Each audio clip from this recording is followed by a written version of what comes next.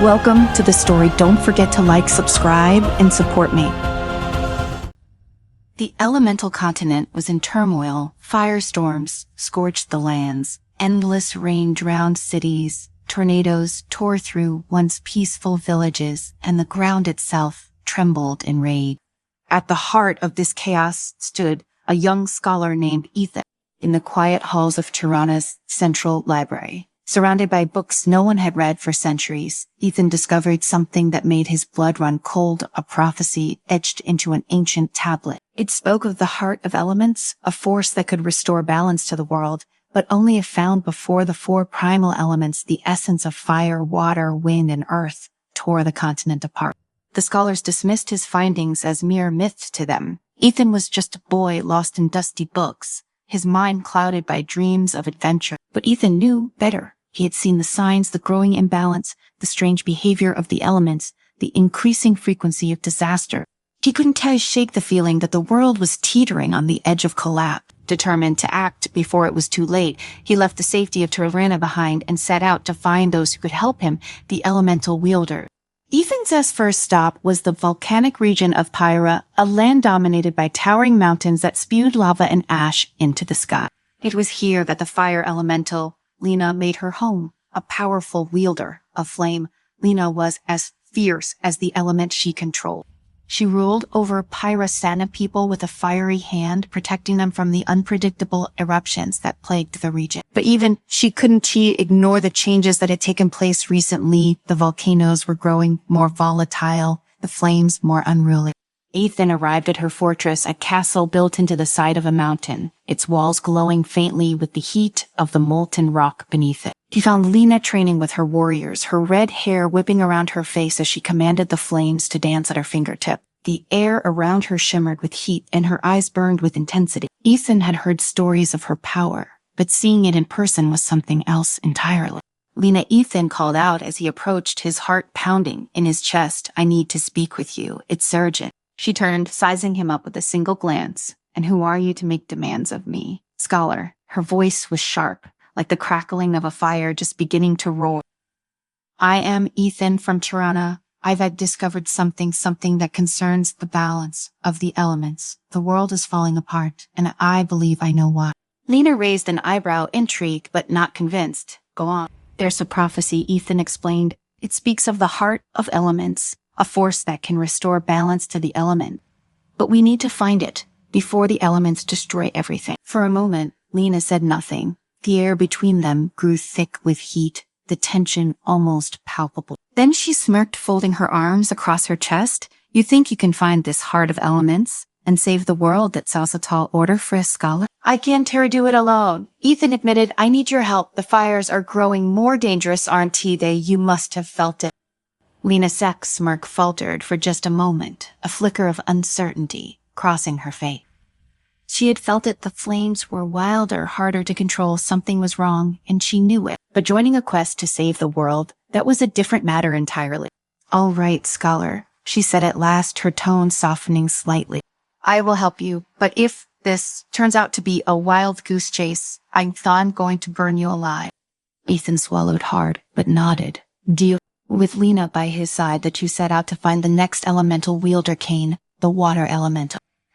Their journey took them across the continent, from the fiery lands of Pyra to the endless blue waters of Akora. The ocean stretched out as far as the eye could see, its waves crashing against the shores with a rhythmic, soothing sound. But even here, the signs of imbalance were clear. Tidal waves were becoming more frequent, and the once peaceful sea was growing more treacherous. Cain, like Lena, was a protector of his people. He was calm and composed, a stark contrast to the raging storms around him. When Ethan and Lena arrived at his underwater palace, they found him standing on the shore, staring out at the ocean as if waiting for something. "I know why you were here," Cain said before Ethan could even speak. His voice was deep and steady, like the rolling of the wave. "The ocean has been restless. It's only a matter of time before it consumes everything." Ethan stepped forward, hopeful. "Then you will help us." Cain turned to face them, his pale blue eyes locking onto Ethan. "I will help, but know this. The forces we were dealing with are far more dangerous than you realize. The ocean is unforgiving, and so are the other elements. Trust me, I understand the risks, Ethan replied, but we have no choice. If we don't find the heart of elements, the world will be destroyed. Cain nodded, his expression grim, then let Sign not waste any more time. With 2 elemental wielders now by his side, Ethan felt a surge of hope. But their journey was far from over. They still needed to find Alia, the wind elemental, whose domain lay high above the clouds in the floating isles of Zephyr. The journey to reach her was treacherous, with violent windstorms and turbulent skies threatening to tear their ship apart. Alia was the most elusive of the elementals. Unlike Lena and Cain, she valued her independence above all else, preferring to roam the skies alone rather than take on the responsibility of protecting others. When Ethan and his companions finally found her, she was soaring through the skies, her silver hair flowing behind her like a banner. She moved with the wind, graceful and untouchable. I am not interested, Alia said when they approached her, her voice carried on the breeze. Whatever problem you think you can solve it's not mine. But it is, Ethan argued. The winds are growing more unpredictable. Soon they'll tear everything apart, including your precious freedom. Alia paused, her eyes narrowing. You think you can stop that? I think we can, Ethan replied, his tone resolute, but only if you join us. For a long moment, Alia said nothing. Then with a sigh, she descended from the sky, landing lightly in front of them. Fine, but I am only doing this because I don't truly want my sky ripped apart. Ethan allowed himself a small smile of relief. With Aliasar's power over the wind, their team was complete. Now the real journey could begin. They set off to find the elemental stones, ancient relics hidden across the continent that would lead them to the heart of element. The first stop was the fire domain, where the flame stone was said to be hidden deep within the flame canyons, a treacherous land where molten lava flowed freely and the air was thick with heat. The journey through the canyons was brutal. The ground beneath their feet burned with every step, and the air was so hot it felt like they were breathing fire. But Lena, with her mastery over the flames, led the way, her powers keeping the worst of the heat at bay. As they ventured deeper into the canyons, they encountered the fire Wyrim, a massive serpent-like creature made entirely of flame. Its eyes glowed with a fiery intensity as it coiled around the entrance to the cave where the flame stone was hidden. This is it, Lena said, her voice tense. We have to defeat the Wyrim to get to the stone. Ethan nodded, his heart pounding in his chest. This was their first real test, and failure was not an option. Lena stepped forward, her hands crackling with flame. She summoned a wall of fire to shield them from the Wyrimsat attacks, but the creature was relentless, its fiery body twisting and writhing as it lashed out at them. Cain and Alia joined the fight, using their elemental powers to counter the Wyrim's flame. Cain summoned massive waves of water to douse the fire, while Alia called upon powerful gusts of wind to blow the flames away. The battle was fierce, but after what felt like hours of fighting, the Wyrim finally fell, its body dissolving into embers, as it let out one final roar. With the creature defeated, they entered the cave and retrieved the flame stone, a glowing red gem that pulsed with heat. 1 down, 3 to go, Ethan said, pocketing the stone. With the flame stone now in their possession, Ethan felt a cautious sense of optimism. The path ahead, however, was still fraught with danger. Their next destination was Aquara, home to the water elemental stone. The journey there would be no easier than the last, but with Cain by their side, they had confidence in their ability to navigate the treacherous ocean depths where the stone was hidden. As they traveled from the scorching lands of Pyra to the calm shores of Aquara, Ethan took the time to study the flame stone. It radiated a warmth that pulsed rhythmically, almost like a heartbeat.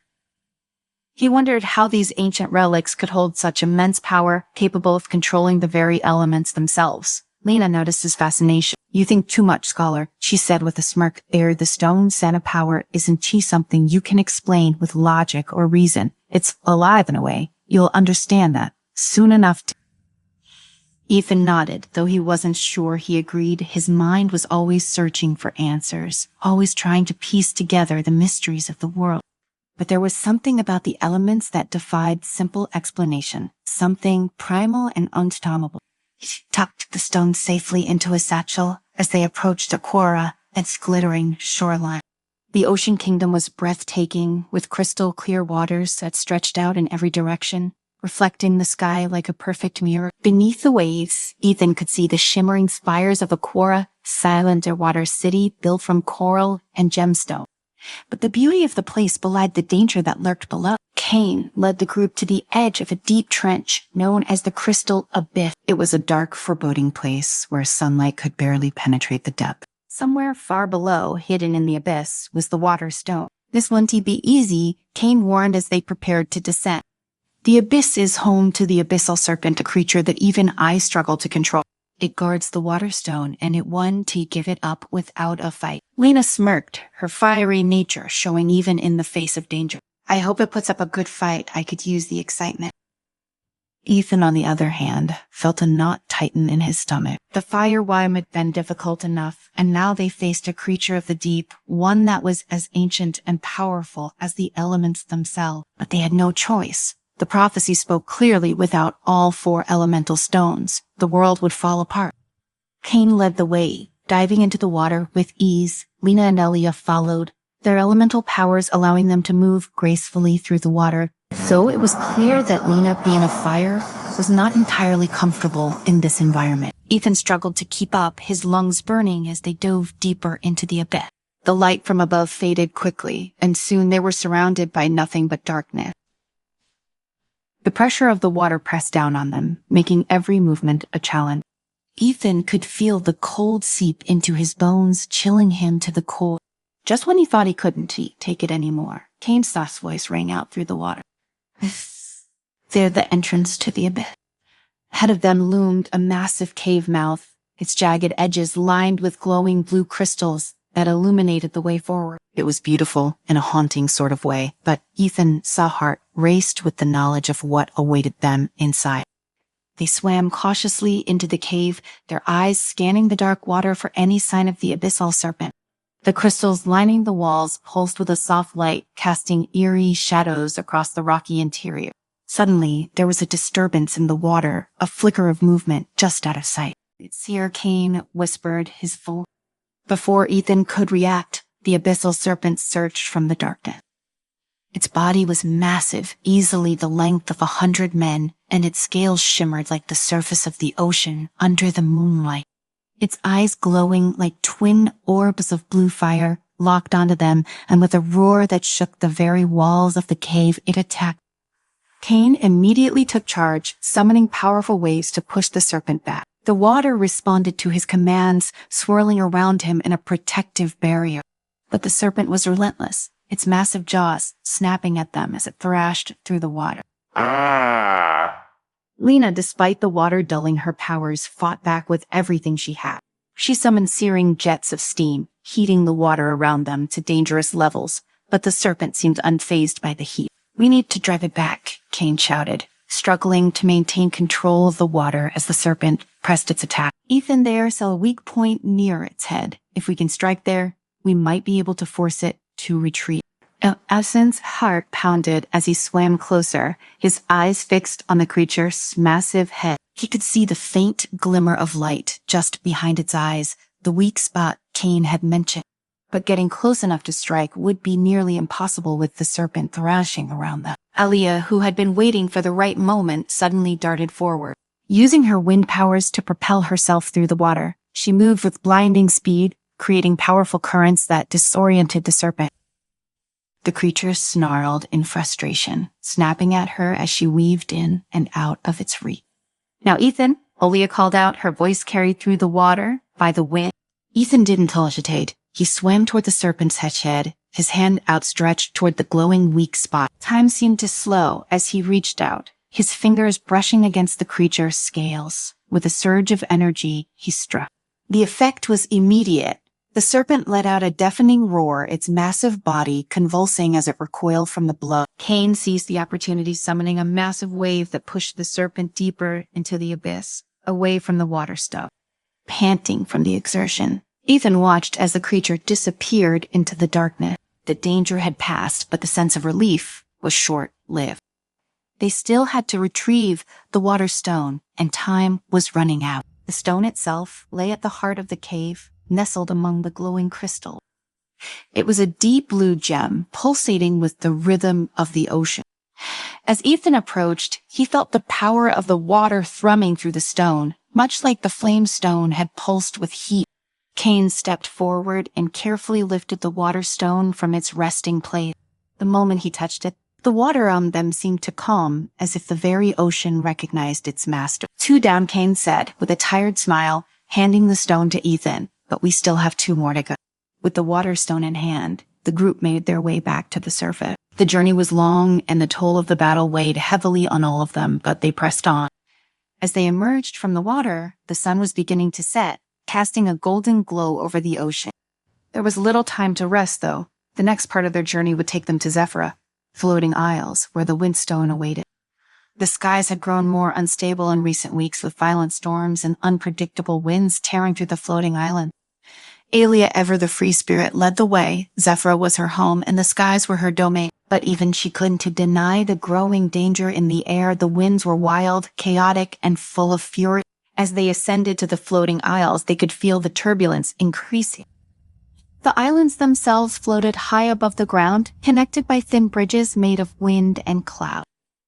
It was a place of beauty, with the skies painted in shades of gold and pink, but the violent gusts made it treacherous. "The windstone is hidden within the sky maze," Alia explained as they made their way across a narrow bridge of wind. "It's a labyrinth of shifting air currents and storms. Even Ived had trouble navigating it lately." They reached the entrance to the sky maze, a swirling vortex of wind and cloud that seemed to shift and twist with every passing moment. It was an unpredictable living force, one that would challenge even Alia's control over the wind. "Stick close to me," Alia warned. "If you get separated, the maze will tear you apart." With that ominous warning, they entered the maze. The winds howled around them, pulling in every direction. The ground beneath their feet seemed to disappear, replaced by swirling clouds and gusts of wind that threatened to knock them off balance. Ethan could barely see more than a few feet in front of him, the wind and mist obscuring his vision. Aelia moved confidently through the storm, her powers bending the winds to her will. But even she struggled to maintain control in the heart of the maze. The air currents twisted and turned, pulling them deeper into the labyrinth. Suddenly, the winds shifted and a massive gust knocked Ethan off his feet. He tumbled through the air, his heart racing as he reached out for anything to grab onto. Just as he thought he would be lost to the storm, Alia appeared beside him, her hand outstretched. "I've got you," she said, her voice barely audible over the howling wind. She pulled him to his feet, and together they pressed on. After what felt like hours of battling the wind, they finally reached the center of the maze. There, resting on a pedestal of cloud, was the windstone, a shimmering gem that seemed to hum with the power of the sky itself. Aelia approached the stone with a mixture of reverence and caution. The moment she touched it, the winds around them calmed and the swirling clouds began to dissipate. The maze, once wild and uncontrollable, now seemed to recognize its master. With the windstone in hand, the group made their way out of the maze, the winds parting for them as they left. As they stood on the edge of Zephyra, the full weight of their journey hit Ethan. They had come so far, but the hardest part was yet to come. They still needed the Earthstone, and that meant facing Gale, the Earth Elemental. Ethan couldn't shake the feeling that something was wrong, that Gale was hiding something. But they had no choice. The fate of the world rested on their shoulders, and the final piece of the puzzle was within reach.